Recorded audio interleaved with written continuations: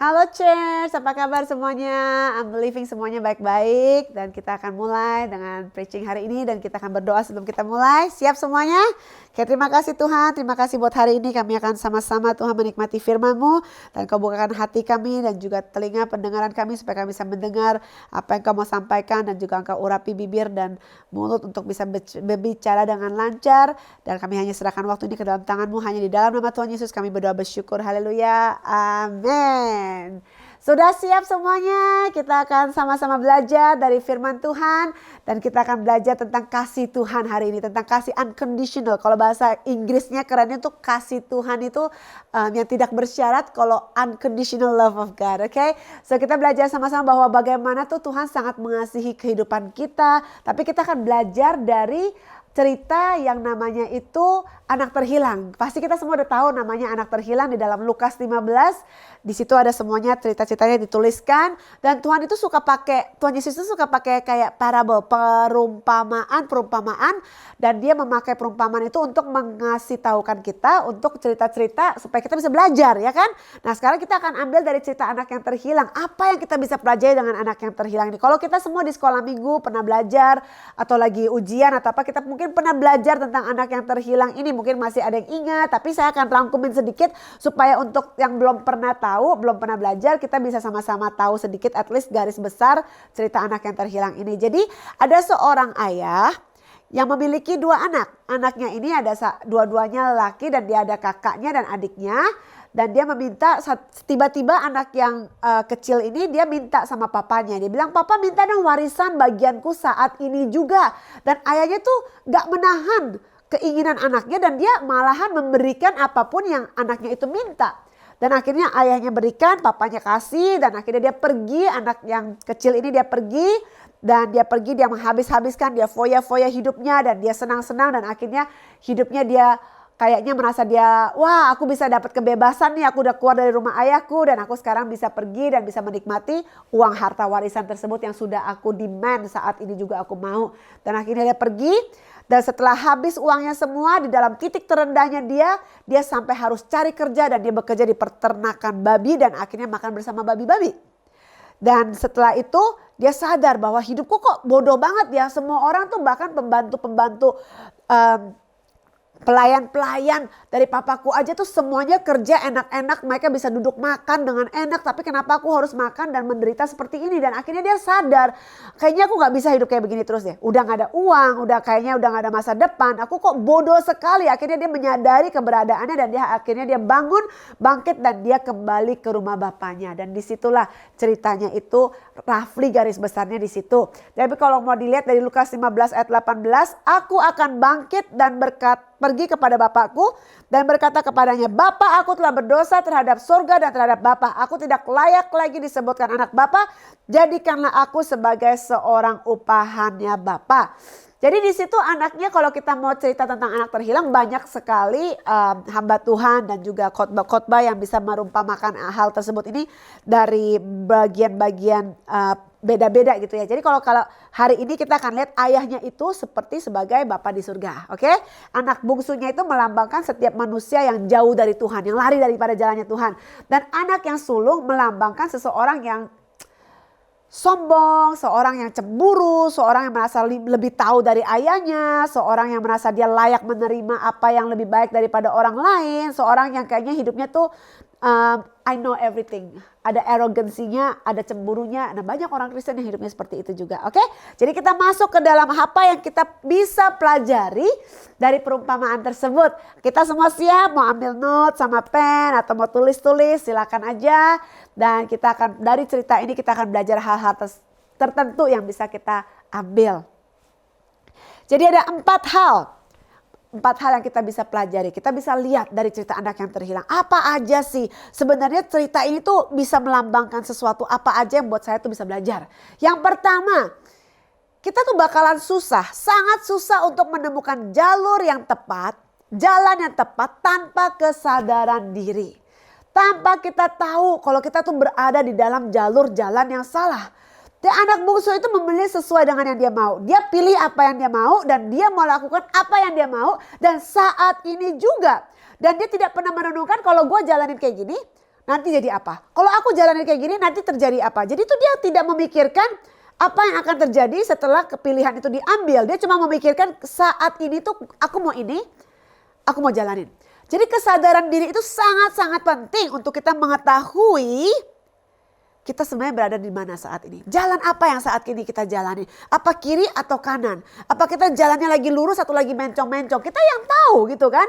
Nah, saat dia berjalan di tanpa arahan itu, dia pergi, dia jalan-jalan, dia menghabiskan uangnya dan dia melalui banyak masalah. Akhirnya dia menanggung dan mendapatkan konsekuensi. Akhirnya dia harus hidup dengan miskin dan makan makanan babi. Dan dia jauh dari berkat dan dari perlindungan yang sebenarnya sudah disiapkan untuk dia. Jadi anak bungsu ini menikmati dosa. Dan itu yang hanya sementara tuh kepuasannya hanya dapat sementara. Dia bisa merasa senang hanya untuk temporary pleasure. Untuk hanya semusim saja. Dia hanya melihat tuh, oh iya aku senang party, aku senang hidup begini, aku senang gaya bebas begini. Oke, jalanin saja. Dan akhirnya dia menjalani apa yang menurut dia itu happy, enjoyable, dan pleasurable. Untuk sementara saja. Dia nggak tahu konsekuensinya bakal terjadi kayak gitu.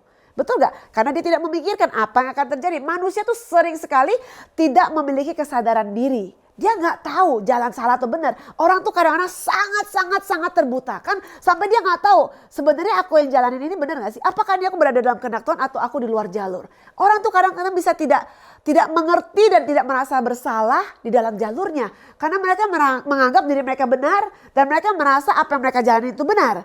Dan akhirnya banyak sekali manusia di dalam dunia ini mereka bisa terbawa dengan kesenangan sementara, dengan hal-hal yang mereka rasa itu adalah benar dan akhirnya padahal sebenarnya salah. Dan sekali kalau kita lihat sekarang apalagi namanya anak muda itu sering sekali tuh hidup di dalam namanya garis abu-abu.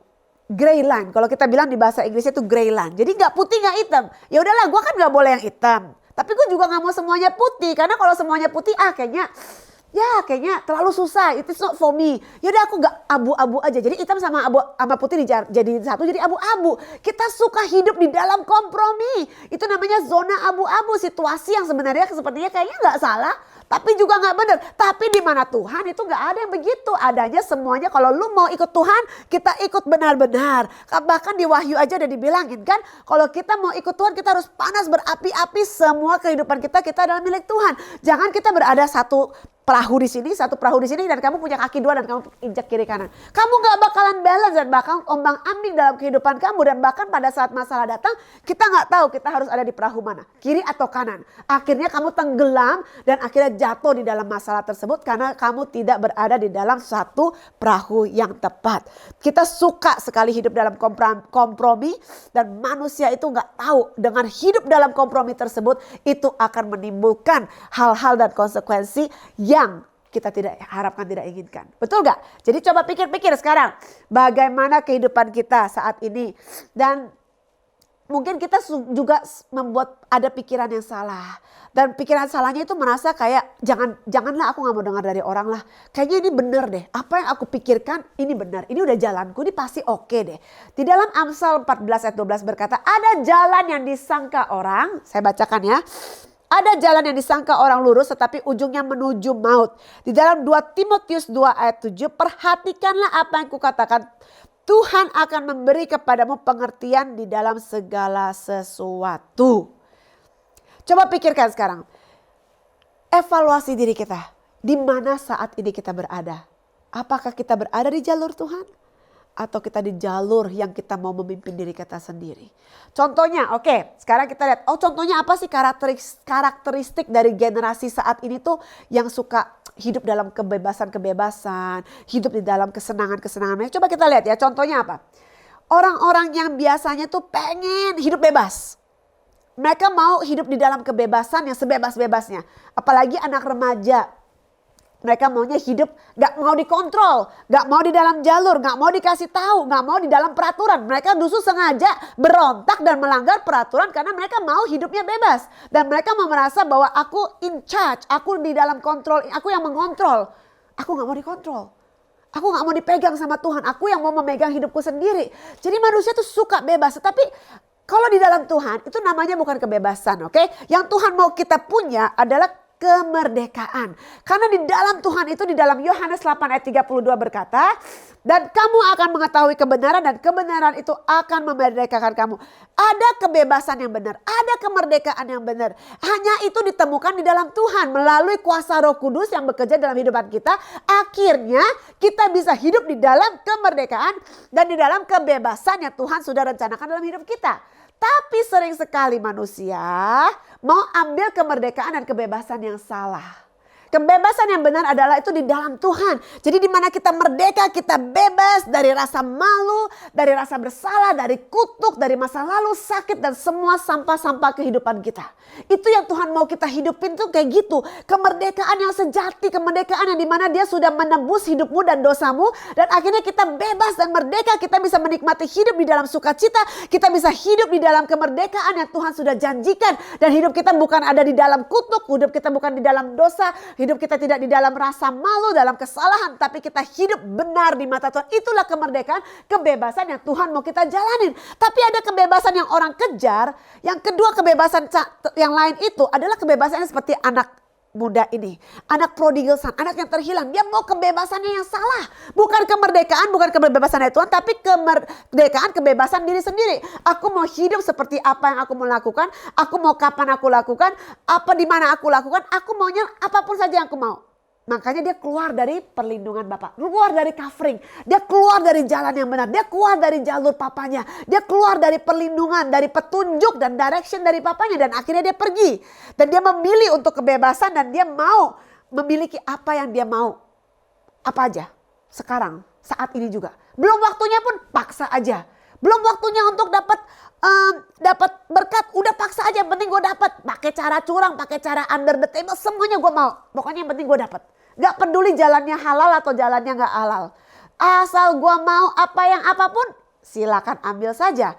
Dan akhirnya orang-orang beginilah yang kamu melihat nanti akhirnya ujung-ujungnya waktu akan berbicara. Mereka tidak akan menikmati kemerdekaan, berkat dan segala sesuatu yang Tuhan telah siapkan. Tapi orang-orang tersebut akan melihat konsekuensinya itu tuh gak worth it. Kalau kita belajar, kita melihat dalam kehidupan ini, kalau kita ikutnya mau kebebasan sekarang, kita mau yang instan, kita mau kesenangan sekarang saat ini apa yang kita lakukan. Kita tidak mempertimbangkan konsekuensi, kita tidak mempertimbangkan boundaries, batasan-batasan yang Tuhan sudah taruh dalam kehidupan kita. Ada konsekuensi yang bakal terjadi, yang bisa terjadi dalam kehidupan kita. Sebenarnya bisa dihindari kalau kita memilih jalan dan jalur yang benar. Kita memilih jalur Tuhan, akhirnya kita mendapat kemerdekaan yang sejati. Kita memilih jalurnya jalan kita sendiri, jalur yang salah.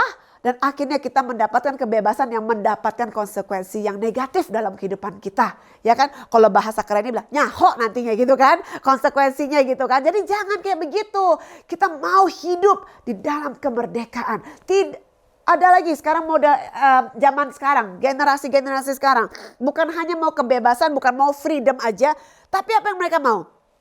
Mereka tuh hidupnya maunya hidup hanya untuk saat ini sekarang. Tidak mempertimbangkan konsekuensi lagi. Tidak memikirkan apa yang akan terjadi abis aku lakukan ini. Jadi dia lakukan dulu baru dia pikir. Sebenarnya gimana? Pikir dulu, tanya Tuhan dulu. Ini benar atau ini salah. Baru kita jalanin, betul gak? Tapi kebanyakan orang jalan dulu nantilah. Kalau udah terjadi ya udah nanti baru diurus. Betul gak? Kita punya sikap hati udah jalanin dulu. Apapun yang terjadi nanti. Ya, it will take by itself. It will take care by itself. Nanti bisa diberesin. Udah terjadi, udah ada masalah baru diberesin. Tapi kita tuh gak tahu nantinya kalau misalnya kayak anak ini. Anak yang terhilang. Hilang sampai udah di jalan buntu gitu ya. Sampai kehilangan uang, kehilangan teman, kehilangan keluarganya. Kehilangan kerjaan, kehilangan berkat. Dan kehilangan covering. Dan akhirnya dia harus bekerja lebih keras dari apa yang sebenarnya dia tuh gak harus kerja kayak gitu. Itu contoh konsekuensi. Dia mendapatkan konsekuensi sampai dia harus mendapatkan kelaparan di dalam hidupnya. Harusnya dia bisa makan sampai gebul, sampai senang, sampai terberkati, sampai gitu ya, gitu kan. Tapi malah sekarang harus jadi kayak orang miskin, makan aja gak dapat apa-apa. Gak bisa sampai makanan babi pun harusnya buat babi malah bisa dimakan gitu kan. Dan dia mulai lapar dan dia akhirnya bekerja dan cari kerja yang susah. Harus menderita istilahnya karena konsekuensi yang terjadi karena pilihan yang dia ambil. Dan setelah itu dia harus bekerja susah payah dan penuh penderitaan dan penuh dengan kesengsaraan dan kelaparan. Dan akhirnya dia merasa ini bukan hidup yang aku mau. Dan aku kayaknya udah mulai capek dengan keadaan dan hidup begini. Dan akhirnya dia merasa ini salah. Dan akhirnya hidupku tuh harusnya lebih baik dari ini. Dan dia merasa, wah mateng deh, aku udah kena konsekuensi begini. Sekarang gimana? Apa aku udahlah mati-mati sajalah, sudahlah di kandang babi. Atau ada orang berasa, oh udah gue udah di kandang babi, sekarang mendingan aku rise up, belajar untuk memperbaiki situasiku. Dan akhirnya dia mau belajar untuk rise up dan menyadari bahwa hidupnya ini tuh gak ada di jalur yang benar. Hidupnya ini bakal lebih hancur lagi. Akhirnya dia bilang, aku harus hidup lebih baik. Dan dia bangkit dan dia kembali ke rumah bapaknya. Disitulah hidup barunya dimulai kembali. Dan Tuhan itu senantiasa memberikan kita kesempatan. Kalau kita mau balik, Tuhan pasti kasih kesempatan. Dan ini contohnya ya. Konsekuensi juga, contohnya misalnya gini. Kita misalnya ada kolam renang. Tuhan sebenarnya bisa isi kolam renang itu dengan air hujan dan air lebat. Sampai kita tuh gak perlu kerja keras ambilin cangkir satu-satu masukin air ke kolam renang. Karena tuh Tuhan mau berkati kita sampai kita tuh overflow. Benar kak? Sampai kita tuh bisa berkelimpahan. Tetapi masalahnya kita kadang-kadang mau pakai susah payah kita sendiri, cara kita sendiri, gaya kita sendiri, apa yang kita pikir benar, apa yang kita mau, akhirnya kita pakai cangkir. Karena cangkir ini bagus, kamu pikir embernya bagus, ya udah aku mau pakai cangkir sama ember, aku mau penuhi kolam renang. Bolak-balik jalan-jalan, aduh sampai sehari, 2 hari, 3 hari juga gak selesai-selesai. Karena kita pakai gaya caranya kita. Tuhan di atas ketawa, lihatin di situ. Ya elah, gue beneran tuh sebenarnya bisa tahu itu kasih hujan, akhirnya itu kolam renang bakalan penuh. Tapi kenapa kamu harus bolak-balik pakai cangkir? I can do greater, I can do bigger and better. Kenapa kamu harus pakai caramu? Kasian banget, capek-capek lelah-lelah menderita, ambil cangkir isi kolam renang. Betul gak? Banyak orang suka begitu. Dan contoh satu lagi, kenapa generasi sekarang ini mereka suka kebebasan? Mereka suka hidup di dalam sekarang, temporary. Mereka cuma pikir sekarang, mereka gak pikirin konsekuensi. Dan ada juga generasi anak-anak muda atau orang-orang kita zaman sekarang yang hidup saat ini suka ikutin tren. Tahu tren apa gak? Kayak hype gitu ya. Kayak trennya itu kayak, oh kita pikir rumput tetangga lebih hijau di luar. Oh ini hidup dia kok lebih bagus ya. Dia ngapain ya? Gue pasti mau ikutan kayak gitu. Kenapa dia bisa begitu? Aku mau coba-coba Dan misalnya contohnya ada tren-tren tertentu yang boleh diikutin. Contohnya kalau kita pergi ke restoran, wah sampai ngantrinya bermeter-meter panjang gitu kan. Sampai sejam 2 jam juga mau beli bubble tea, mau beli ayam, mau beli apa gitu jajanan yang baru datang, baru buka tiba-tiba ngantri kan. Kenapa mereka ngantri? Karena mereka lihat antrian. Karena mereka lihat, waktu saya pergi ke luar negeri, saya 2 tahun lalu kita pergi ke Taiwan dan aku lagi pengen lapar gitu, pengen makan. Terus aku bilang sama Nick, aduh cari makan yuk. Terus kita nggak tahu mau pergi ke makan apa. Terus akhirnya kita lihat ada satu kedai kecil, antriannya panjang banget. Aku bilang, let's just follow the crowd. Akhirnya kita lihat antrian panjang. Dan kita bilang pasti itu enak. Kalau antriannya panjang pasti orang mau dong. Jadi kenapa? Saya pergi ke sana saya nggak tahu mau makan apa juga. Saya nggak pernah dengar restoran itu, apalagi namanya Cina semuanya nggak bisa baca. Saya ke sana, saya ikutin antriannya dan saya yakin itu pasti enak karena orang sampai mau ngantri. Ya udah saya ikutin. Itulah namanya orang suka ikutin apa yang kelihatan. Apa yang kamu rasa orang-orang jalanin, kamu rasa mungkin itu bagus. Mungkin ini bagus, kamu ikutin. Nanti trennya A, tren B, tren C, kamu ikutin semuanya. Jadi kita selalu memikir hidup itu mungkin lebih baik di sana. Hidup kita itu rumputnya lebih bagus di sana. Jadi kita tidak pernah mensyukuri dengan keadaan rumah saat ini atau apa yang Tuhan lakukan dalam kehidupan saat ini. Dan kadang-kadang kebanyakan orang ikutin tren. Ya ikutin tren makanan oke lah ya. Kalau kita masih sanggup bayar, kita masih ada kesehatan bisa makan bubble tea, bisa makan ayam Cina silin goreng misalnya gitu. Ya gak apa-apa lah ya gitu. Itu kan beda, itu makanan. Tapi kalau kita ikutin tren yang salah yang bisa menimbulkan konsekuensi, ya hati-hati gitu loh. Ini misalnya orang sekarang fashion juga ada trennya. Tapi misalnya fashion trennya bolong sana, bolong sini, seksi sana, atau fashionnya tuh nggak appropriate, nggak benar. Dan kayaknya memancing. Ya jangan diikutin, itu tren mereka. Biarin aja orang di luar mau ikutin tren di sana. Kita jangan ikut, kita anak Tuhan. Kita harus tampil beda. Kita harus berikan yang terbaik buat Tuhan. Dan kita harus menjaga image kita adalah anak-anak Tuhan supaya kita bisa tampil beda, bersinar. Bukannya kita malah sama dengan dunia, tapi biar dunia melihat kita adalah orang yang berbeda. Orang yang mengerti bagaimana hidup di dalam kekudusan, hidup di dalam kebenaran. Kita gak ikutin tren di luar, kita ikut tren di surga. Amen. Dan akhirnya kalau kita tahu bagaimana mengikuti tren, Tuhan, kita akan aman. Contohnya lagi tren apa yang orang suka ikutin? Gaming. Oh lagi ada game baru muncul, ikutan ah. Oh temanku main 8 jam, ikutan ah. Temanku nonton ini, ikutan ah sampai 8 jam, 10 jam. Ikutin aja semua apa yang orang lain lakukan. Emang hidup kamu siapa yang tanggung jawab? Kalau kamu melakukan apa yang kamu rasa benar, kamu ikutin temanmu, kamu pikir nanti kalau kamu makan makanan babi, dia bakal kasih kamu makanan.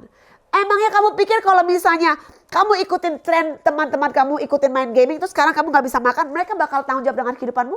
No, kita tuh cuma bisa bertanggung jawab kepada hidup kita sendiri. Dan Tuhan, kalau kita di jalan Tuhan, kita bersama-sama dengan Tuhan, kita aman.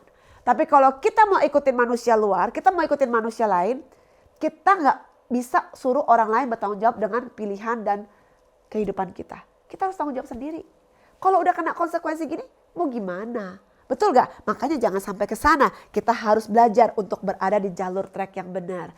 Dan ini anak yang terhilang ini, dan akhirnya dia ikutin tren dan dia keluar, dan setelah dia keluar dia menyadari bahwa trennya teman-temannya mungkin mau hidup bebas, mau keluar kayak anak remaja gitu ya, dia mau keluar untuk pergi foya-foya, dia ikutin. Kadang-kadang orang ngikutin bukan karena mereka suka. Ini lucunya begini, orang tuh suka ikut-ikutan. Contohnya rokok lah, keren-keren lah, dugem-dugeman lah. A lot of times itu bukan karena kita sebenarnya menikmati minuman itu, atau alkohol itu, atau smoking, atau apa. Mereka cuma pengen dapat penerimaan dari kehidupan sosial. Mereka pengen fit into the crowd. Mereka pengen supaya aku berasa diterima, aku cool, aku keren. Jadi bukan karena kamu suka itu hal, tapi kamu cuma suka merasa diterima, suka merasa di accepted gitu ya. Suka gak insecure, jadi kamu tuh insecure. Makanya kita mau coba impress orang-orang luar dengan cara kita mengikuti tren di luar. Padahal kalau bukan trennya dari Tuhan, kalau tidak benar di mata Tuhan, kita akan hidupnya sengsara. Kok orang lain boleh sih mereka ikutin tren? Itu mereka tanggung jawab hidup mereka sendiri, kamu belum lihat akhirnya. Ikutin Tuhan lebih jalannya aman, oke? Dan Tuhan akan bertanggung jawab dan dia akan memberikan kau hidup yang lebih baik, hidup yang berkenan, masa depan yang dahsyat, bukan masa depan yang suram, madesu. Ya kan? Tapi masa depan yang diberkati. Untuk anak yang terhilang itu, dia sadar, dia kembali. Bagaimana sih kita bisa tahu? Contohnya, apakah kita berada di jalan yang tepat atau berjalan yang salah? Kalau kita di dalam jalurnya Tuhan, kita tuh bisa sadar, kita tuh bakal menjadi lebih dekat dengan Tuhan. Di rumah Bapak, kita bakal ke rumah Bapak. Tapi kalau kita berada di jalan yang salah, jalur yang salah, pasti itu akan membuat engkau lebih jauh daripada persekutuan-persekutuan yang benar. Lebih jauh dari hubungan kau dari Tuhan. Gampang, cek aja di hatimu. Apa saat ini hidupku, pergaulanku, teman-temanku, pekerjaanku, semuanya yang aku jalani ini, apa membuat aku closer to God atau membuat aku lebih jauh dari Tuhan? Cek dan recheck hatimu. Oke? Lukas 15 ayat 17 berkata, lalu ia menyadari keberadaannya, katanya, betapa banyaknya orang upahan Bapakku yang berlimpah-limpah makannya, tapi aku di sini mati kelaparan. Dan akhirnya anak ini menyadari. Dan dia tahu, dia udah kehilangan karir, pelayanannya mungkin, hartanya. Mungkin ada orang udah kehilangan pernikahannya, hilang kebanggaan hidupnya, hilang semuanya, baru sadar. Jangan sampai kehilangan semuanya baru kita sadar. Jangan sampai kita udah jatuh terjun baru kita sadar. Justru sebelum jatuh kita buru-buru, jangan sampai jatuh. Karena masa depan kita itu kalau kita mau tahu, Tuhan tuh punya yang dahsyat. Betul gak? Kita cukup terus berjalan berjalan di jalan yang benar. Dan Lukas 15 ayat 18. Aku akan bangkit dan pergi kepada Bapakku dan berkata kepada Bapa, aku telah berdosa terhadap surga terhadap Bapa. Dan akhirnya dia sadar. Dia bangkit dan dia jalan jalur yang tepat. Jalur yang tepat akan selalu membawa kita mendekat kepada Bapa. Kalau kita berada di jalur yang salah, jangan kita merasa terlalu jauh. Karena tidak ada kata terlambat dan tidak ada kata terlalu jauh di mata Tuhan. Lebih baik kau kembali sekarang daripada nanti. Apakah kita berjalan lebih dekat sekarang atau kita berjalan lebih jauh? Kita sendiri yang tahu. Cek hati kita. Self-evaluate hati kita.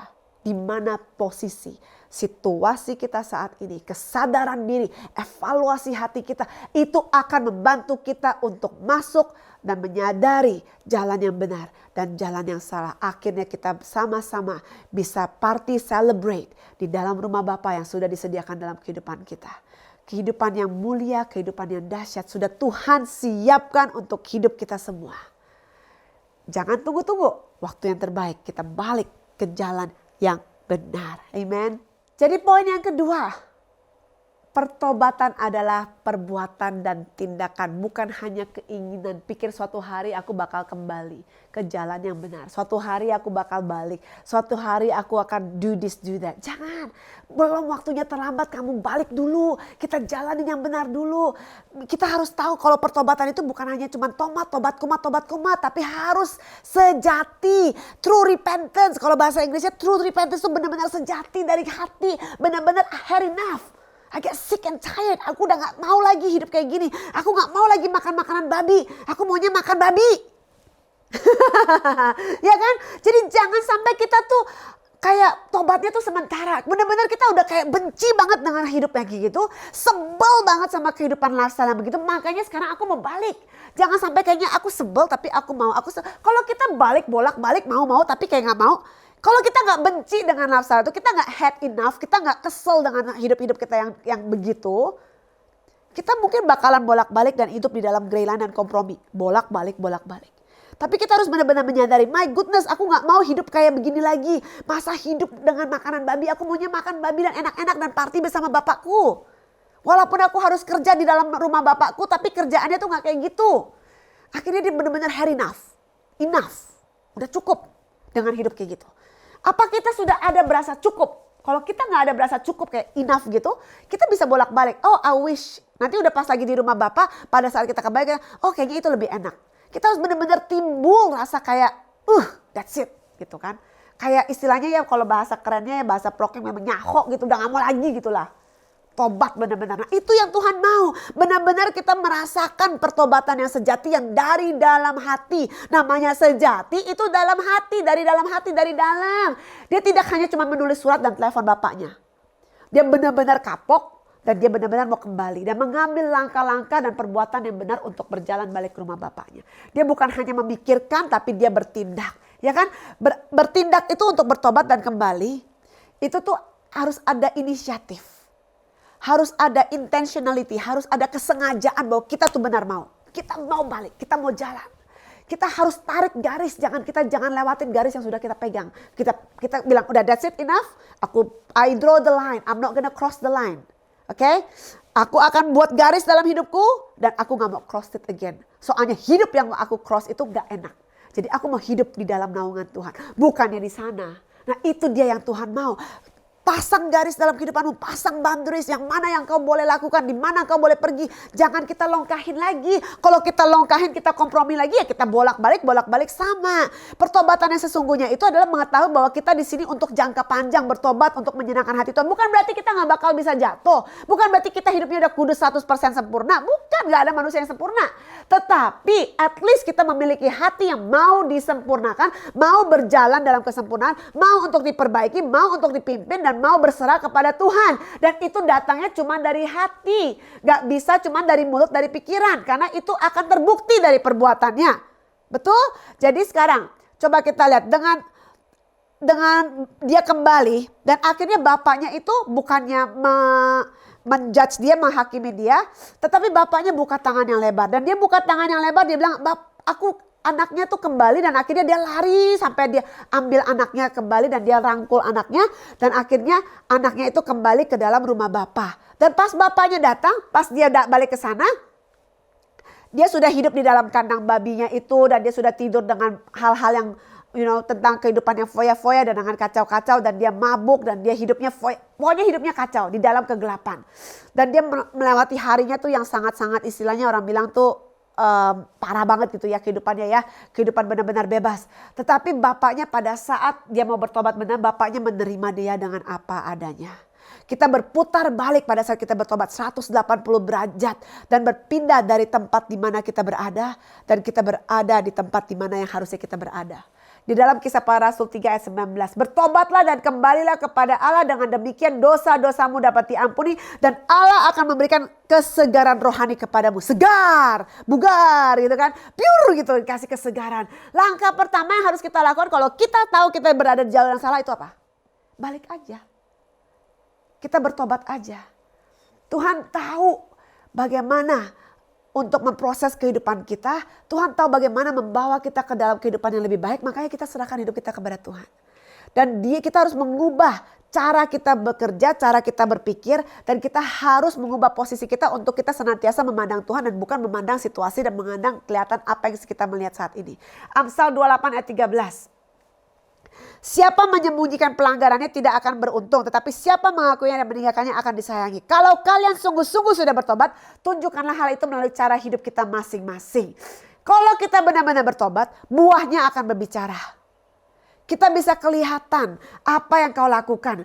Banyak sekali kita berharap supaya kita bisa putar balik. Kita cuma memikirkan, tetapi kenyataannya itu adalah harus ada tindakan. Jangan nanti kita hidup di dalam penyesalan atas masa lalu dan berharap kita bisa memutar balikan waktu atau kita bisa membalikan keadaan yang sudah lewat. Kita nggak bisa mengubah masa lalu, kita nggak bisa reverse apa yang kita lakukan di masa lalu, tapi kita bisa mengubah masa depan kita dengan apa yang kita lakukan, pilihan yang kita ambil saat ini. Kita nggak bisa merubah yang sudah lewat. Tapi kita bisa menentukan masa depan dan pilihan kita untuk apa yang sudah Tuhan siapkan dalam kehidupan kita. Amen. Jangan hidup di dalam penyesalan. Kadang-kadang kalau kita dulu, zaman dulu itu ada namanya Doraemon. Itu bisa masuk ke mesin waktu yang lama gitu kan. Mesin waktu kita masuk. Oh, kalau misalnya aku masuk ke dalam kantong ajaib, aku bisa lihat kalau I wish I didn't do this. I reverse my time. I wish I didn't marry this person. Oh, I wish I didn't work in this place. Oh, I wish I took the right choice. I wish I didn't come here. I wish I did. Then you have a lot of wishes. Kita mau pikir kita bisa reverse apa yang kita lakukan. Tapi ternyatanya nggak bisa. Itu tuh cuma Doraemon. Cuman mainan, cuman karton. Kehidupan nyata gak bisa. Ya gak? Jadi kalau kita mau benar-benar bertobat, kita mau sadar bahwa kita tidak bisa ubahkan masa lalu, tetapi kita bisa ubahkan pilihan kita saat ini untuk kita bisa mengubah masa depan yang cemerlang yang Tuhan sudah siapkan. Kita harus ada terobosan. Hidup yang benar-benar gaya hidup yang mau bertobat. Pada saat kita jatuh, kita langsung bertobat. Kita jangan tunggu sampai kita harus jauh banget. Kalau GPS itu kalau udah makin jauh, kalkulasinya tuh makin recalculate-nya tuh makin susah. Jadi kalau kamu baru mulai jatuh sedikit, malah mungkin lagi nyungsep sedikit, langsung recalculate, langsung balik, langsung bertobat. Jangan tunggu udah jatuh habis, tenggelam lebih parah lagi. Baru kita bangkit. Justru kalau baru sedikit aja tuh harapannya lebih banyak. Karena kamu masih ada conviction, masih ada suara yang bisa berbicara. Masih terbuka untuk mau berubah. Tapi banyak orang yang sudah benar-benar membutakan hidupnya, membutakan dirinya. Dan sampai akhir-akhirnya mereka gak mau bertobat, gak mau kembali. Ya kan? Jadi kita harus belajar. Kita tidak bisa kadang-kadang mengkontrol situasi apa yang terjadi. Kadang-kadang dosa, kadang-kadang pencobaan, temptation, itu senantiasa bisa ada. Pergumulan senantiasa ada. Tapi kita harus belajar untuk kita stand strong. Kita tahu sekali kita bertobat, sekali kita mendapat kasih karunia Tuhan. Kasih karunia Tuhan itu sangat-sangat precious. Dia mati di kayu salib buat kita. Dia mengampuni dosa-dosa kita. Dan dia memberikan kita hidup yang baik, hidup yang benar. Dan dia menguduskan hidup kita. Bukan berarti kita udah dicuci dosanya. Akhirnya kita jadiin Tuhan jadi tukang cuci mesin dosa. Dan kita dosa lagi, kita balik lagi, kita bolak-balik, kita bolak-balik. Jangan. Kita berubah, membalikkan hidup kita ke arah yang benar. Jangan mengulangi siklus berdosa terus. Rise up, get up. Apapun yang telah mengkontrol dan mengikat hidupmu, saat ini kau katakan akhir enough. Sudah cukup waktunya. Dosa dan kesalahan dan hal-hal tersebut yang mengikat hidupmu, udah gak mau lagi. Saya mau bangkit dan berinisiatif untuk mencari dan menjalani kehidupan yang benar. Tuhan gak pernah kaget dengan apa yang terjadi dalam hidupmu. Dia gak pernah surprise dengan apa yang kau jalani saat ini. Di mata Tuhan dia sudah tahu semuanya. Dia sudah tahu dari A sampai Z. Dia tahu apa yang kau jalani. Tapi Tuhan senantiasa mengasihimu. Walaupun apapun dosamu yang kau lakukan. Tuhan senantiasa ada dengan Father's arm untuk mengambil engkau kembali. Merangkul engkau kembali. Dan dia mau memberikan engkau kasihnya yang unconditional. Tidak ada syaratnya. Dia tidak pernah terkejut dengan apa yang pernah engkau jalani. Apapun itu yang pernah engkau jatuh. Saat itu pun Tuhan tahu. Gak masalah, aku bisa ambil anak ini, aku bisa bawa anak ini kembali kalau dia mau, bukannya kalau kita mau. Oke, jadi kita belajar bagian pertobatan itu hanya adalah tindakan dan benar-benar sejati dan dari dalam hati, dan akhirnya kita bisa melihat bahwa hidup kita akan jauh lebih baik dari sebelumnya. Kita harus belajar mengerti hati Bapa yang begitu mengasihi. Jadi ada pertanyaan, pernah gak kita berpikir, kok bapaknya gak cariin anaknya ya? Kok waktu anaknya pergi hilang gak kembali-kembali? Bapaknya pasti, harusnya kita pikir bapaknya bakal cari anaknya. Bapaknya bakal kejar ke hutan gitu kan. Bakal cariin dia di tempat party, bakal cari teman-temannya untuk, mana anak gua? Tapi bapaknya hanya menantikan, berdoa menantikan dan membuka tangannya pada saat anaknya kembali. Tapi bapaknya gak lari-lari kejar-kejarin anaknya. Pernah gak kalian berpikir kenapa begitu? Karena ini penjelasannya ya. Kenapa dia gak cari, dia gak kejar? Karena sama seperti Tuhan. Dia gak mau memaksakan kehendak kita. Karena Tuhan memberikan kita namanya free will. Kebebasan untuk memilih, untuk menjalani kehidupan. Dan di dalam kasihnya itulah dia mau membuat kita menyadari bahwa kita harus ambil kebebasan memilih itu di dalam jalan yang benar. Dan kita punya pilihan. Dia gak mungkin paksain. Dia itu gentleman. Dia gak mungkin paksain kita untuk kayak kamu harus balik ke gereja ya. Kamu harus balik melayaninya. Kamu harus ini ya. Kamu harus itu ya. Dan akhirnya kita harus sepertinya merasa terpaksa. Tuhan gak pernah paksa. Banyak orang kadang-kadang komplain. Orang bisa komplain bilang begini. Aku lagi jatuh. Aku lagi di dalam lubang yang sangat-sangat parah. Aku lagi berada di dalam satu kebobrokan kehidupan yang sangat-sangat parah. Kok gereja gak teleponin saya? Kok gereja gak ke rumah saya? Kok gereja gak kejar saya? Kok pemimpinku gak cari-cari saya tiap hari? Gak maksain saya untuk balik? Kok kamu mulai menghakimi situasi keadaan sekelilingmu? Kenapa kok orang gak bantu saya? Kamu mau dibantu atau enggak? Kita gak mungkin paksa orang untuk bantu. Kita mau bantu orang yang mau dibantu. Orang yang willing, aku jatuh, aku gak tahu cara bangunnya kembali. Dan kita akan bantu. Tapi kita gak mungkin paksa kamu untuk bangkit. Yang bisa membangkitkan dirimu itu bukan manusia lain. Cuman dirimu sendiri. Tuhan bisa memberikan kasih karunia untuk membangkitkanmu. Tapi Tuhan gak akan memaksakan kehendaknya untuk kamu harus bangkit. Tapi keinginan, kerinduan Tuhan adalah engkau untuk bangkit. Dari masalah, dari pergumulan, dari situasi. Kita harus rise up.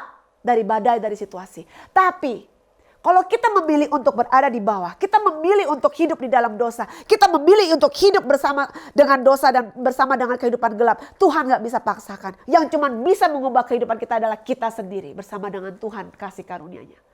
Kasih karunia senantiasa berada di situ, senantiasa tercurah. Tapi hati kita itu di mana? Jadi jangan salahkan gereja, jangan salahkan pemimpin. Kalau mereka gak kejar-kejar kamu, konsepnya adalah Bapak itu juga gak kejar anaknya. Karena anaknya tahu jalan baliknya. Anaknya tahu di mana rumah bapaknya. Anaknya tahu di mana tempat tinggal, adresnya, alamatnya di mana. Dia nggak lupa, dia hidup, dia dari situ. Dia dari kecil dilahirkan di sana, dia tahu sumbernya di mana. Dia tahu jalan pulang. Dia tahu dia nggak tersesat. Dia cuma menyesatkan diri. Dia tahu dia di luar lagi senang-senang. Dia tahu akan tiba mungkin waktunya aku bakal pulang ke rumah bapak. Dia tahu alamatnya. Bapaknya nggak pindah rumah. Bapaknya ada di situ terus. Kalau misalnya dia mau kembali, anytime is there. Betul? Sama seperti kita gereja, pemimpin, counselor, orang-orang yang mengasihi. Kita semua ada di sini. If you need help, we are here. Butuh bantuan? Silakan. Gak mau dibantu? Gak akan dipaksa. Itu dia. Jadi jangan salahkan orang lain dengan pilihan yang kamu ambil. Kamu memilih, kamu diberikan kebebasan memilih. Tapi coba kita lihat ada satu ayat di sini. Matius 18 ayat 12. Bagaimana pendapatmu jika seorang mempunyai 100 ekor domba dan seekor itu diantaranya sesat?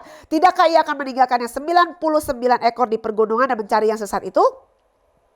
Dan ayat 13. Aku berkata kepadamu, sesungguhnya jika ia berhasil menemukannya, lebih besar kegembiraannya atas yang seekor itu daripada atas yang ke-99 ekor yang tidak sesat. Demikian juga Bapamu yang di sorga tidak menghendaki supaya seorang pun dari anak-anak ini hilang. Jadi orang suka bilang, kalau gue menyesatkan diri, kalau aku lagi tersesat, harusnya tanggung jawab gembala untuk cari dan cari aku. Beda loh sayang, beda. Orang yang terbutakan, orang yang tersesat, itu gak tahu jalan balik. Orang itu dia nggak tahu aku lagi hidup di dalam kegelapan. Aku nggak tahu hidup aku itu salah. Aku nggak tahu jalan yang benar. Oleh sebab itu Tuhan bilang kita harus pergi dan mengabarkan Injil. Kita harus memberikan kebenaran. Kita harus bawa mereka di dalam jalur yang benar karena mereka nggak tahu. Oleh sebab itu kita bukakan mata mereka. Nih jalannya tuh begini, ayo kita balik. Inilah gembala yang meninggalkan 99-nya. Karena 99-nya itu mereka tahu jalannya. Mereka tahu, mereka dibiar kuai-kuai di sini ya, tenang-tenang ya. Sekarang aku lagi mau bantu nih, ada satu yang terhilang, dia gak tahu jalan balik. Let me help them. Kita bantu rame-rame, kalau perlu semua 99 kita cari, kita bawa satu orang itu balik. Karena dia gak tahu jalan. Dia tersesat. Dia gak tahu apa yang benar, dia gak tahu apa yang salah. Dia gak tahu hidupnya itu di dalam kebobrokan yang sangat-sangat buruk. Dia cuma taunya aku hidup begini memang cuma ini kali. Maybe there is nothing better. Mungkin hidupku memang harusnya begini saja.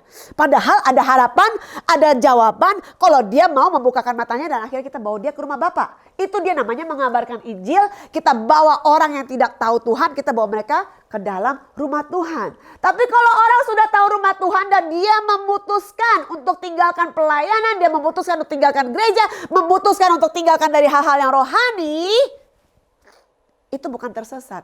Itu pilihan menyesatkan diri dan akhirnya itu dengan apapun yang dia pilih dengan konsekuensinya. Kembali lagi. Biar saya tutup dalam poin ini di sini adalah kasih karunia Tuhan itu senantiasa ada. Kita sebagai pemimpin, sebagai gembala, kita akan usaha. Kita akan doakan, kita akan usaha, kita akan menelepon, kita akan lakukan bagian kita di mata Tuhan. Kita akan gembalakan, kita akan ajarkan yang benar. Tapi kita gak akan paksakan. Kita akan coba, kita akan telepon lagi, kita akan coba. Tapi kalau teleponnya baru lihat nomor gembalanya datang, telepon atau pemimpinnya langsung dimatiin, decline. Banyak orang yang lain yang lebih mau diurus dan lebih worth the time. Karena mereka benar-benar mau terobos, mereka mau berubah. Tapi kalau orang-orang yang gak mau sampai kapan kita paksain? Masa sampai aku gak tidur 7 kali 24 jam cuman hanya nelfonin orang ini yang selalu decline nomor teleponku? Gak mungkin bisa. Tetap kasih karunia Tuhan senantiasa ada pada saat engkau jatuh, pada saat engkau pergi dan hilang dari hal-hal yang rohani. Kita akan usaha. Kita akan berusaha untuk membantu. Kita akan berusaha untuk membawa engkau kembali dengan kasih karunia. Kalau sampai leader, pemimpin, gembalamu, meneleponmu, mau mengajarkanmu, mau membukakan matamu, itu namanya kasih karunia Tuhan. Jangan sia-siakan. Angkat teleponnya, balas message-nya. Katakan, aku tahu aku hilang, aku butuh bantuan. Kita akan bantu, oke? Jadi ingat, pertobatan, kemerdekaan, dan juga hidup yang dalam breakthrough dan terobosan, itu pilihannya di tangan kita. Kita harus ambil tindakan, bukan tindakan orang lain yang menentukan masa depan kita. Tindakan kita yang akan menentukan masa depan kita. Haleluya. Siapa yang semuanya sama-sama belajar di sini dan kita sama-sama tahu bahwa Tuhan itu dahsyat. Mungkin kalau kita lagi watch party, kita lagi nonton sama teman kiri kanan, karena sekarang kita udah boleh watch party, katakan God loves you so much dan Tuhan memiliki plan dan Tuhan memiliki rencana yang dahsyat dalam hidupmu. Never dalam namanya kamusnya Tuhan bahwa engkau terlalu jauh di mata Tuhan. Karena Tuhan senantiasa dengan tangannya memberikan kesempatan untuk kita yang mau kembali ke dalam jalan yang benar. Amen. Jadi poin yang ketiga, kasih Bapa itu tidak terbayangkan dan tidak bersyarat. Dia menerima kita apa adanya, tidak peduli apa yang telah terjadi dalam kehidupan kita. Jadi jangan sampai kita hidup di dalam intimidasi. Setan tuh suka bikin kamu pikir tuh kayak, oh kamu sudah terlalu parah. Gak ada jalan balik, gak ada harapan lagi. Tapi Tuhan senantiasa memberikan kasih karunia. Ya 1 Yohanes 3 ayat 1 berkata, lihatlah betapa besarnya kasih yang dikaruniakan Bapa kepada kita sehingga kita disebut anak-anak Allah. Dan memang kita adalah anak-anak Allah. Karena itu dunia tidak mengenal kita sebab dunia tidak mengenal Dia. Saya ulang sekali lagi ya. 1 Yohanes 3 ayat 1. Lihatlah betapa besarnya kasih yang dikaruniakan Bapa kepada kita sehingga kita disebut anak-anak Allah dan memang kita adalah anak-anak Allah karena itu dunia tidak mengenal kita sebab dunia tidak mengenal Dia. Saat anak sulung melihat ayahnya memperlakukan adiknya, dia langsung marah gak? Yang koko yang besar marah. Ya kan? Dia merasa kok bapaknya menerima ini anak apa adanya. Bukankah anak ini tuh harusnya tuh mendapatkan konsekuensi dan hukuman yang sangat-sangat dahsyat? Karena dia tidak mengerti, kakaknya ini tidak mengerti kasih tanpa syarat. Kakaknya ini mengertinya tuh kasih yang itu hanya harus diberikan kalau aku melakukan yang benar. Tapi Tuhan gak begitu. Tuhan mengasihi kita apa adanya. Tuhan mengasihi kita pada saat kita hancur pun dia senantiasa berada di sana. Untuk membantu, untuk memulihkan kehidupan kita. Tapi anak yang tua ini berkata kayak dia harusnya deserve. Makanya karena kita harusnya sebenarnya dihukum mati di kayu salib. Kita harusnya mati di kayu salib. Tetapi Tuhan mengasihi kita dan dia mengampuni segala dosa dan kesalahan kita. Oleh sebab itu kalau kita memiliki pewahyuan bahwa dia sangat mengasihi kita. Oleh sebab itu jangan sampai kita ulang-ulang tidak menghargai kasih karunia dia. Dan pada saat kalau kita lihat di dalam Roma 8:38 dikatakan. Sebab aku yakin bahwa baik maut maupun hidup, baik malaikat-malaikat maupun pemerintah-pemerintah, baik yang ada sekarang maupun yang akan datang. Ayat 39 dikatakan Roma di situ. Atau kuasa-kuasa baik yang di atas maupun yang di bawah ataupun sesuatu makhluk lain. Tidak akan dapat memisahkan kita dari kasih Allah yang ada di dalam Kristus Yesus Tuhan kita. Kasih dan kemurahan Tuhan tidak bergantung dengan apa kehidupan kita di masa lalu. Kasih karunia Tuhan itu sangat-sangat besar. Sadari bahwa kita tuh telah dibenarkan dan kita tidak lagi hidup di dalam hukuman, di dalam penghakiman, di dalam intimidasi. Dan kita jangan mau sampai setan dan orang-orang sekeliling kita membuat kita merasa tertuduh selama-lamanya. Apa yang sudah berlalu sudah kita bilang, kita gak bisa ubah. Tapi kita tahu apa yang telah kita lakukan yang salah, Tuhan bisa membenarkan karena dia adalah Allah yang mengasihi kita apa adanya unconditionally. Percayalah pada saat kita kembali ke rumah Bapa, jangan takut untuk kamu bakalan dimarahin, dihukum, dituduh, dihakimi. Enggak, lihat bapaknya membuka lebar-lebar, bilang aku mau welcome anakku kembali. Malah dikasih yang terbaik, malah dikasih party, malah dikasih baju jubah yang baik. Bukannya malah dikondem, bukannya malah dihakimi, bukannya malah dipermasalahkan. Tapi bapaknya mengasihi dia apa adanya. Jangan karena tindakan dan pikiran dan konsep kita merasa kita harus berusaha untuk mendapatkan kasih Tuhan. Kasih Tuhan itu adalah di salib. Dia telah mati untuk kita di kayu salibnya. Mengasihi kita. Supaya kita bisa hidup di dalam kemerdekaan yang sejati. Dan jangan berasa juga kita terlalu jauh dan kita terlalu dalam. Dan kita tidak bakalan dapat pengharapan lagi. Bagaimana sebenarnya bentuk Tuhan itu tuh mengasihi kita tuh benar-benar unconditional. Dia tuh mengasihi kita tanpa ada syarat. Pada saat anaknya melihat, pada saat bapaknya melihat itu dia gak ungkit-ungkit kan masa lalu anaknya kan. Bapaknya cuma embrace the son. Memeluk anaknya dan membuat party. Senang-senang, happy-happy. Celebrate the restoration, celebrate the comeback. Merayakan keperbalikannya anak ini. Merayakan anak ini sudah kembali rumah pulang. Tentu saja mungkin banyak sekali kita bisa pikir harusnya ayahnya marahin. Pas sampai dimarahin, diceramahin dulu. Enggak. Dia menerima. Itulah apa yang Tuhan akan lakukan. Pada saat kau mau bertindak kembali, dia akan menerima engkau. Jangan kau takut. Jangan kau merasa terintimidasi. Dan Tuhan tidak melihat masa lalu, masa kita saat ini, tapi Tuhan melihat kalau engkau berubah, kau direstore, kau dipulihkan, masa depanmu ada di tangan Tuhan. Tetapi juga harus menyadari ya, bukan berarti kayak kasih Tuhan itu kalau gitu kita boleh bolak-balik dosa dan karena kasih dia tidak bersyarat kita bisa hidup dalam egois, dalam kesenangan sendiri. Bukan, Tuhan mau mengasihi kita dan Tuhan mau mendidik dan Tuhan mau membawa kita ke dalam kedewasaan yang lebih. Dia mengasihi kita, oleh sebab itu dia mau membawa kita masuk ke dalam next level up. Bukan berarti kita harus sama, jadi baby teruslah bertumbuh dalam, kayak kita senang-senang di dalam kasih Tuhan. Enggak, dia mau kita, yang tidak bersyarat itu dia mau menerima kita apa adanya.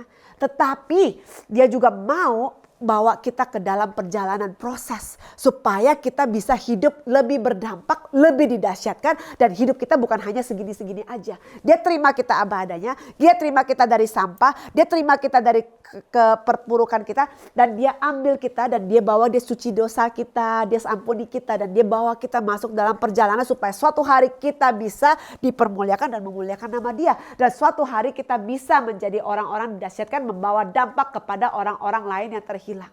Itulah dia mau mengasihi kita sampai kita menyadari, aku mau dong orang-orang lain di luar sana juga bisa mengerti apa kasih Tuhan yang unconditional. Aku mau bawa mereka ke dalam rumah Bapa juga. Aku mau melihat hidup mereka dibebaskan juga. Itulah kasihnya dia. Dia mau membentuk kita, dia mau memproses kita, dia mau kita masuk ke dalam perjalanan yang sangat-sangat mulia supaya hidup kita bisa dinaikkan level lebih tinggi lagi.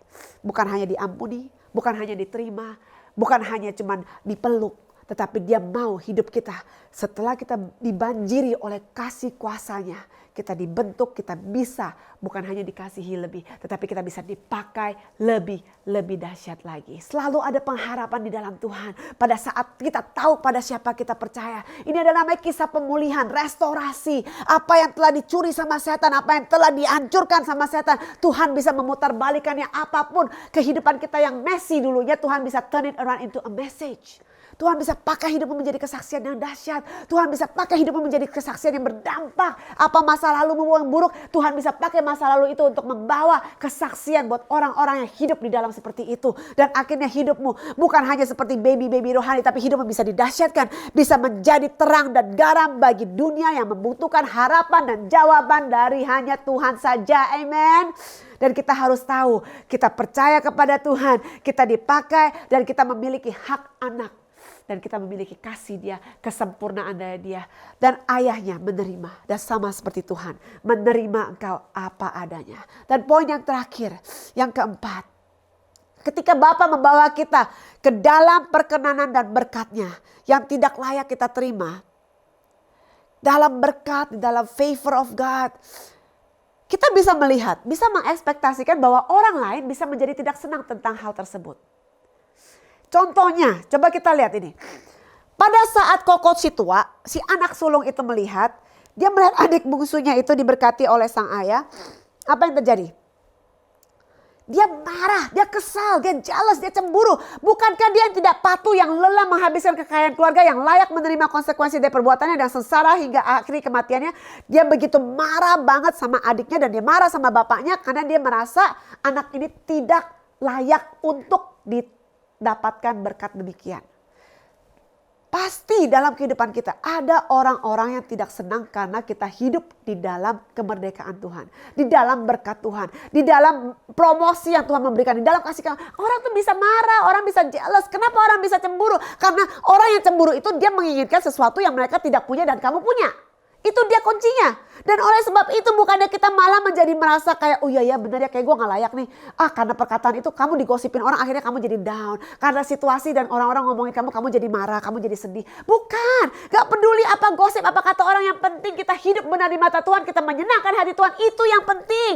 Itu yang harus kita pertanggungjawabkan. Orang mau gosip, orang mau marah, orang mau cemburu, apapun dalam kehidupan kamu. Mereka gak akan bertanggung jawab dalam hidupmu. Yang bertanggung jawab dalam hidupmu itu adalah hidupmu sendiri yang pegang sama Tuhan. Tuhan yang memegang kehidupanmu. Bukannya hidupmu sendiri. Kalau kau hidup dipimpin Tuhan, Tuhan yang control and in charge. Tuhan yang pegang. Dan Tuhan memberkati, Tuhan bisa berkati.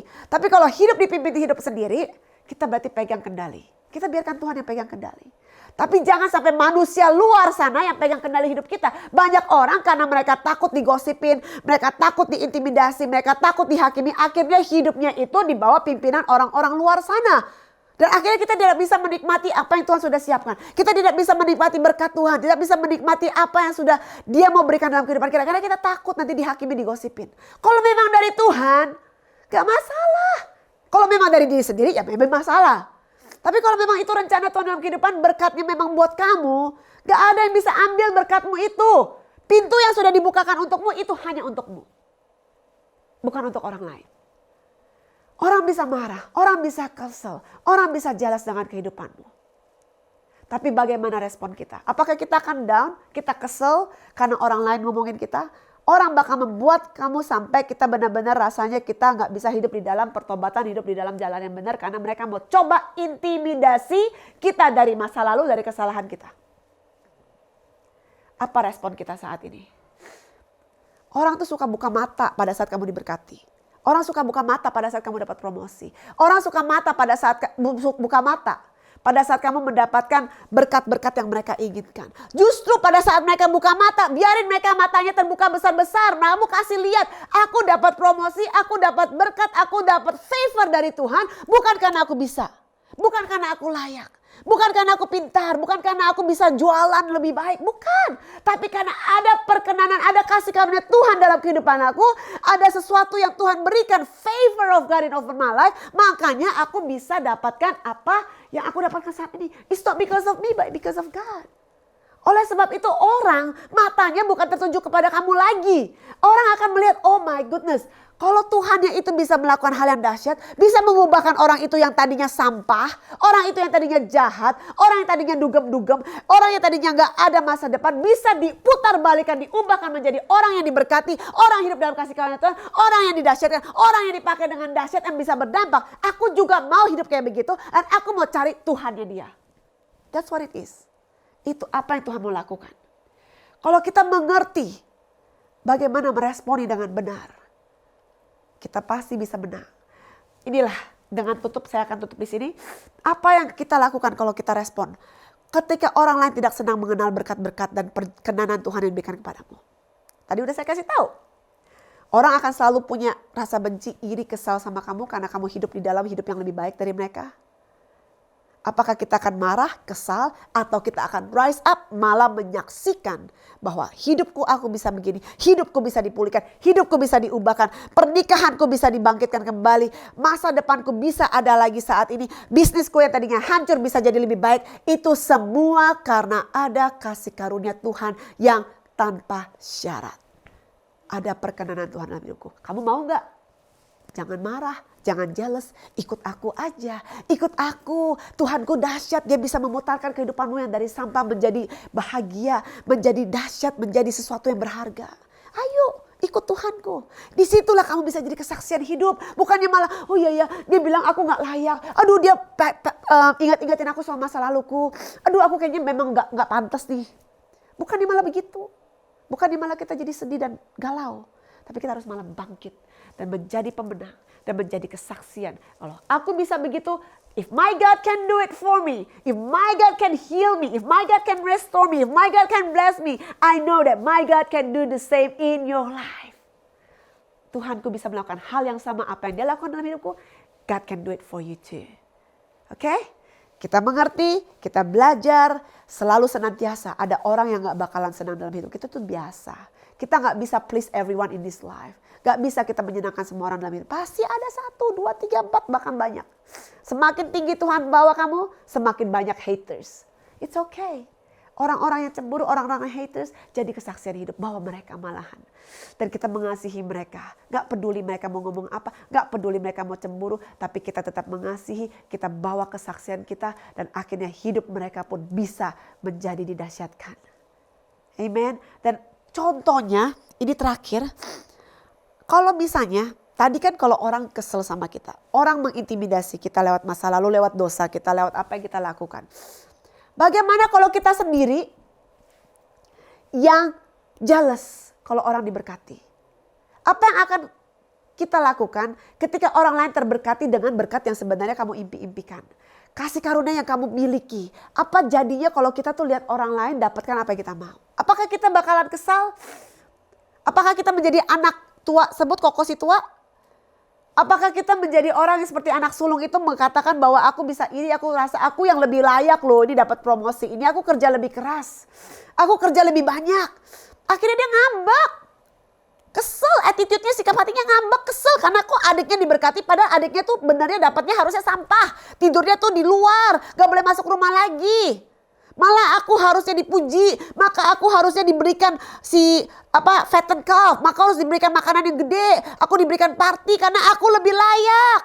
Aku lebih deserve the promotion, aku deserve the blessing. Bukan si ini loh, dia udah bikin kesalahan terlalu banyak, dia gak deserve. Nah, kita yang jadi menghakimi orang. Di mata Tuhan, kalau Tuhan melayakkan satu orang, apa hakmu untuk tidak melayakkan orang tersebut? Tuhan memberkati karunia, mau memberkati, kita tidak punya hak untuk memberhentikan kasih karunia Tuhan dan berkat Tuhan untuk orang tersebut. Jangan ngambek. Waktumu akan tiba. Jalanmu akan terbuka. Pintumu akan terbuka kalau kita punya sikap hati yang benar. Jangan sampai gara-gara kita tidak mengerti akses yang Tuhan sudah berikan kita. Dan akhirnya kita mau menjadi orang yang punya sikap hati yang salah. Jadi kita harus malam ini kita sadari kembali lagi. Sikap hati penting. Kita harus belajar mengasihi Tuhan dan dikasihi Tuhan dengan tanpa syarat. Dan dipakai Tuhan dengan dahsyat. Tidak peduli kalau orang diberkati. Mataku melihat sendiri orang itu diberkati. Kita malah harusnya bersyukur. Orang itu bisa diberkati. Berarti satu hari pun kalau memang waktunya Tuhan tiba. berkat itu tuh seimbang dengan karakter. Kamu mau diberkati lebih, karakter harus lebih. Makin tinggi, makin dalam, karakter harus makin terdalam lagi. Kita harus makin masuk berakar lagi supaya suatu hari pada saat orang melihat berkat, kedahsyatan, urapan apapun yang dilakukan Tuhan dalam kehidupan kita, bukan nama kita dipermuliakan, tetapi nama Tuhan yang dipermuliakan karena kita merasa bahwa hidup kita is nothing without Jesus, is nothing without God, it's nothing without Him. Dan kita bisa tahu bagaimana bersyukur, Tuhan, Kau memulihkan, merestorasikan hidupku. Kau memberkati hidupku dan sekarang giliran aku untuk memberkati orang lain. Bukannya aku malah jealous dengan orang lain, tetapi aku harus menjadi jalan berkat. Ada satu cerita pada saya tutup ini, kemana ada orang telepon saya bilang dia sempat kayak kesel karena dia sebenarnya apply kerjaan sama teman-temannya. Dan dia lagi butuh kerjaan juga karena kita lagi masa-masa COVID begini, kayak ada lockdown gitu dan susah cari kerjaan. Dan dia bantu teman-temannya apply dan dia juga masukin aplikasi. Tetapi temannya malah dapat kerjaan, temannya telepon dia berterima kasih. Saya dapat kerjaannya, lu makasih banget ya udah menjadi bantuan buat saya ya untuk masa-masa ini saya dapat kerjaan. Tapi orang ini yang malahan gak dapat kerjaan, yang bantuin malah gak dapat kerjaan padahal dia juga mau.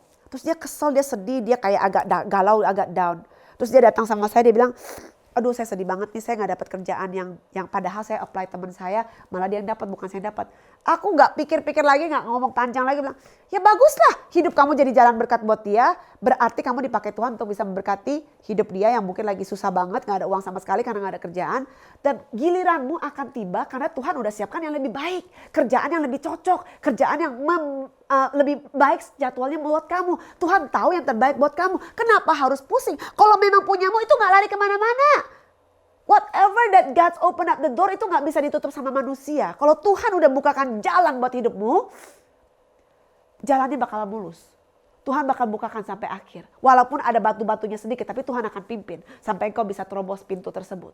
Kalau bukan buat kamu, kamu jangan paksakan. Karena orang ini pikir ini buat aku. Itu pikiran kita.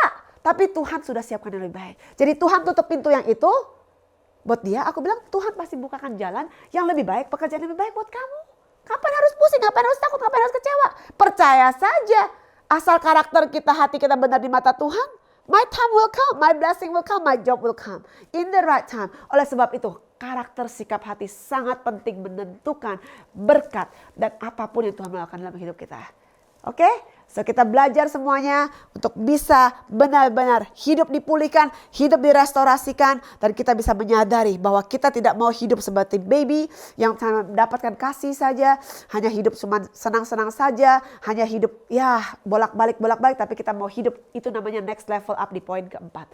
Poin keempat itu adalah kita harus melihat beyond what the situation. Kita harus lihat situasi kita, sikap hati kita, bagaimana pada saat orang benci kita, pada saat orang ngomongin kita. Atau pada saat bagaimana orang diberkati. Kalau kita bisa didewasakan lebih dari poin yang keempat ini. Namanya ini poin pendewasaan. Kita bisa sikap hati benar. You just wait and see. Your breakthrough, your miracles, the blessings of God, the dreams that you've been dreaming of. If it's meant for you, it will never leave your life. In Jesus' name, amen. Makasih Tuhan Yesus untuk malam hari ini. Kami telah sama-sama belajar firman-Mu dan kami mau serahkan hidup kami ke dalam tangan-Mu Tuhan. Kalau kami harus jalan balik dalam pertobatan ini, kami mau benar-benar pertobatan yang sejati. Kami mau kembali lagi dan kami mau benar-benar Tuhan dipakai hidup kami untuk bisa memuliakan nama-Mu saja. Karena kami tahu dari mana kami berasal dan bagaimana Engkau merestorasi hidup kami. Bagaimana Engkau membuat kami sampai bisa ada hari ini untuk bisa memuliakan, bisa hidup berdampak. Itu karena semua kasih karunia-Mu saja. Biar kami bisa lebih-lebih lagi dipakai dengan dahsyat Tuhan. Lewat kesaksian, lewat kehidupan kami, lewat kehancuran yang di masa lalu Engkau bisa memutarbalikkan semuanya itu. Engkau bisa memuliakan kehidupan kami di waktunya yang tiba Tuhan. Dan biar Engkau sendiri berkati semua kami yang telah mendengar supaya kami bisa terus berjalan, terus terobos. Dan waktunya akan tiba Tuhan di mana kami benar-benar bisa mendapatkan berkat lebih-lebih lagi dan kasih karunia lebih-lebih lagi. Karena hidup kami mau benar-benar menyenangkan dan berhidup di dalam dalam jalurmu saja. Terima kasih Bapa, kami berdoa dan kami bersyukur hanya di dalam nama Tuhan Yesus kami berdoa bersyukur. Haleluya, amin. Dan kita ada lagu setelah ini namanya lagunya Unconditional. Itu tentang Prodigal Son kita ciptakan, tapi kita lagunya agak sedikit groovy, agak fun, dan ada sedikit dramanya juga tentang unconditional, tentang anak yang terhilang. Semoga lagu ini bisa memberkati dan bisa benar-benar menjadi suatu message buat kita walaupun apapun yang terjadi. God is gonna love you anyway. Amen. Enjoy guys. Bye.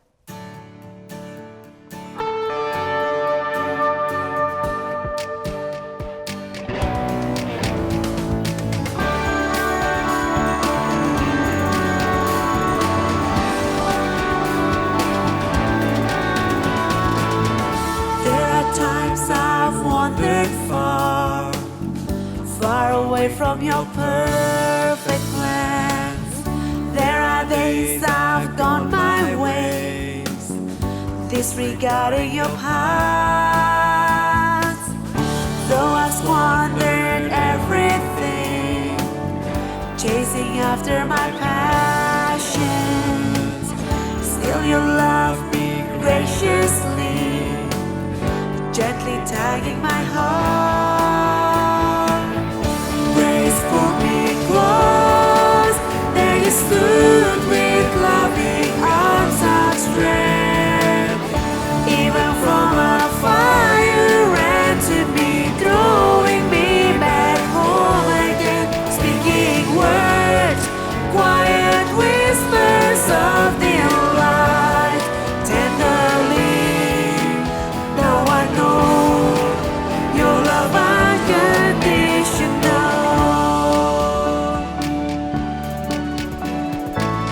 Creating me a pure heart, a loyal spirit within me.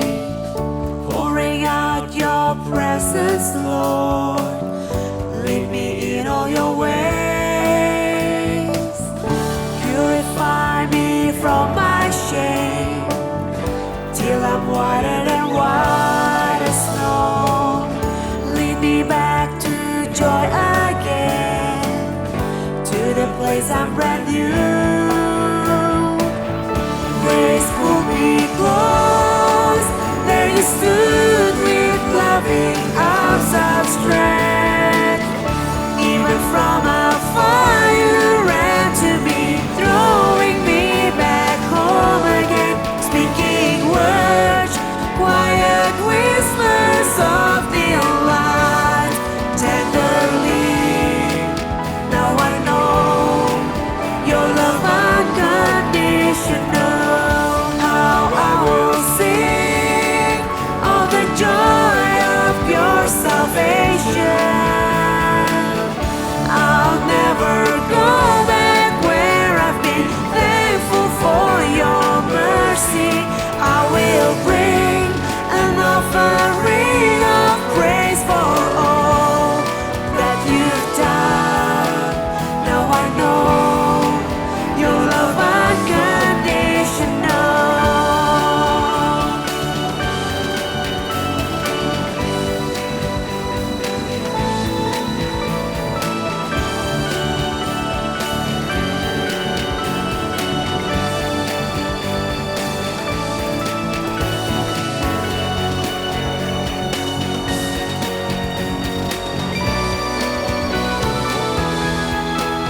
Now I know your love unconditional.